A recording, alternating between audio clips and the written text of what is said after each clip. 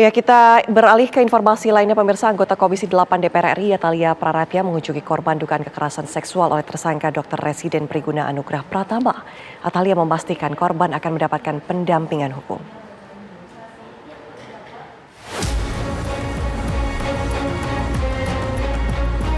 Anggota Komisi 8 DPR RI Atalia Praratia mendatangi FH, perempuan berusia 21 tahun yang menjadi korban pemerkosaan oleh Dr. Residen Priguna Anugrah Pratama di Rumah Sakit Hasan Sadikin, Bandung. Atalia datang untuk memastikan kondisi psikis korban FH dan keluarganya. Tim Jabar Bantuan Hukum datang untuk mengunjungi korban sekaligus memberikan penguatan begitu terkait dengan apa-apa yang mungkin kita bisa lakukan ke depan. Jadi saya tadi sudah berdiskusi dengan keluarga dan saya sudah melihat bagaimana kondisi korban saat ini yang alhamdulillah sudah dalam keadaan lebih stabil dari sebelumnya begitu ya. Karena memang di awal-awal kejadian FH kita sebut seperti itu mengalami trauma yang cukup berat begitu. Namun saat ini sudah berangsur normal dan mudah-mudahan bisa menghadapi situasi-situasi berikutnya dengan lebih baik lagi, seperti itu. Jadi saat ini dibantu dengan Polda, proses hukum sedang berjalan dan yang kami lakukan adalah kami memberikan pendampingan hukum karena kebetulan Jabar Bantuan Hukum ini mereka mendapatkan ditunjuk sebagai kuasa hukum dari korban begitu. Nah, jadi mudah-mudahan ke depannya bisa akan terus didampingi sehingga nanti bisa melampaui masa-masa sulit begitu ya sampai akhirnya keadilan bisa didapatkan begitu. Sebagai anggota Komisi 8 DPR RI yang membidangi agama, sosial, dan persoalan perempuan dan anak, Atalia berharap pelaku dihukum setimpal atas perbuatannya. Atalia juga berkomitmen untuk mendampingi korban dan keluarganya. Mereka ingin sekali bahwa pelaku mendapatkan hukuman yang setimpal.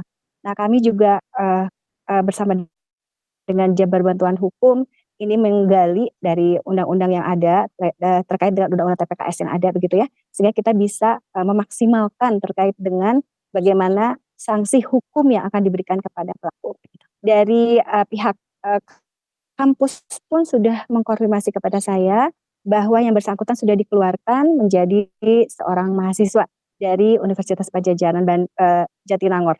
Kemudian yang kedua juga saya mendapat informasi bahwa dari Kemenkes pun izin praktek dokter pun sudah dibekukan begitu ya, dan hal-hal lain yang berkaitan dengan yang bersangkutan tidak bisa lagi melakukan kegiatan sebagai dokter. Sebelumnya, Ditreskrimum Polda Jawa Barat telah mengonfirmasi korban dari tindakan cabul Dr. Residen PPDS Priguna mencapai 3 orang. Kasus menjadi perhatian masyarakat luas karena pelaku menggunakan pekerjaannya sebagai modus untuk menjerat korbannya. Atalia berharap pendampingan yang diberikan kepada para korban dan keluarga bisa membantu mereka memperoleh keadilan tanpa rasa takut. Atalia pun berjanji akan mengawal proses hukum agar berjalan transparan. Dari Bandung, Jawa Barat, tim TV One mengabarkan.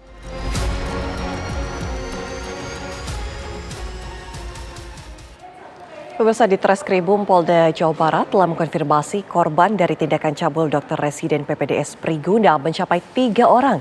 Lantas bagaimana kondisi korban saat ini? Sudah bergabung bersama kami kuasa hukum korban FH Muhammad Nurdin.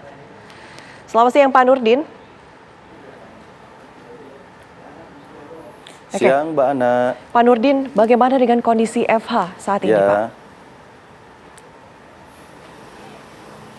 Untuk kondisi korban Eva saat ini ya, karena mengalami masa transisi ya korban ya mengalami kondisi di mana psikis dan medisnya ini ya yang keadaannya sangat mengkhawatirkan gitu. Nah, untuk saat ini kami dari Jabar Bantuan Hukum ya beserta Ibu Atalia selaku Komisi 8 DPR RI mengupayakan untuk pemulihan psikis dan medis untuk korban FH ini. Oke.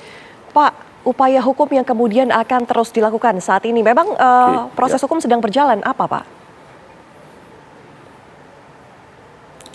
Ya, untuk proses hukum ini karena penerapan hukumnya adalah Undang-Undang Tindak Pidana Kekerasan Seksual yang dimana undang-undang ini sangat komprehensif. Nah, dalam arti tindakan represif dalam instansi aparat penegak hukum ini ya penindakan udah dilakukan Polda Jabar, ya kemudian kami akan melakukan audiensi kepada Kejaksaan Tinggi Jabar terkait upaya penuntutan. Nah, dan paling penting ini ada terkait rehabilitasi korban, ya, di mana pemulihan psikis medis dan yang paling utama adalah terkait kompensasi dan restitusi terhadap korban. Nah, makanya kami melakukan audiensi nih nanti di Kejaksaan terkait penghitungan kompensasi dan restitusi untuk korban. Makanya undang-undang TPKS ini sebagai master plan-nya paradigma penegakan hukum pidana modern. Oke. Akan menuntut kompensasi dan juga restitusi kepada pelaku begitu ya Pak. Untuk kata damai dari pelaku apakah sudah pernah terucapkah atau adakah seperti itu? Untuk upaya damai, ya, kami perlu tegaskan kembali bahwa dalam Undang-Undang Tindak Pidana Kekerasan Seksual ini tidak bisa diselesaikan dengan cara pidana administratif, yaitu ya dengan cara damai seperti ini. Karena mengapa?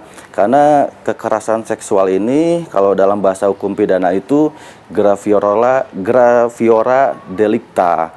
Jadi ini merupakan karakteristik kejahatan sangat serius, di mana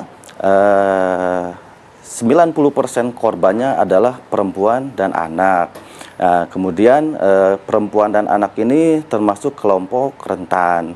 Dan yang terakhir, perempuan dan anak ini yang seharusnya dilindungi oleh negara ini malah dijadikan objek kejahatan. Nah, maka daripada itu, kalau pihak penasihat hukum ada upaya damai itu tidak dibenarkan gitu. Kalau andai kata ya saya sangat yakin dengan yang prinsip-prinsip hukum dalam RJ gitu kan atau damai ya, seperti dipertegaskan dalam peraturan kepolisian nomor 8 tahun 2021, kemudian peraturan kejaksaan nomor 15 tahun 2020 dan peraturan Mahkamah Agung nomor 1 tahun 2024 mengenai penghentian penuntutan berdasarkan keadilan restoratif hanya diperuntukkan untuk tindak pidana ringan, bukan kejahatan kekerasan seksual ini.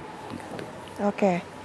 Gitu, Oke, Pak. Tadi kan artinya pihak keluarga sudah menuntut kompensasi dan juga restitusi begitu ya. Bagaimana dengan korban lainnya, Pak? 2 orang korban lainnya sudahkah Anda bertemu dengannya ataupun mungkin dari pihak DPR atau pihak-pihak terkait bertemu dengan 2 korban lainnya yang sudah diidentifikasi oleh pihak kepolisian?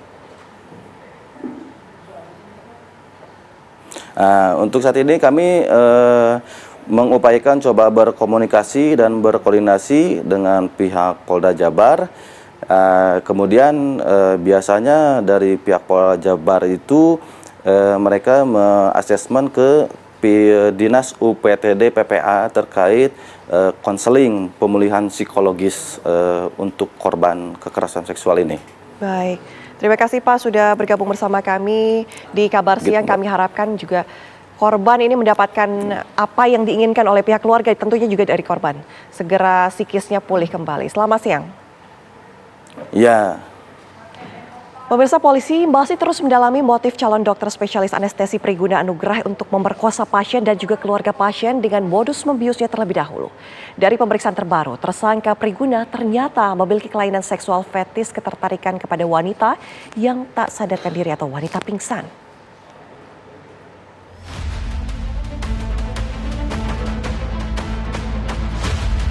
Pemeriksaan penyidik Polda Jawa Barat terhadap tersangka calon dokter spesialis anestesi Priguna Anugrah mengungkap sejumlah temuan mengejutkan. Dari pemeriksaan terbaru, polisi mengungkap tersangka Priguna mengalami kelainan seksual fetis, yakni ketertarikan kepada wanita yang tak sadarkan diri atau pingsan.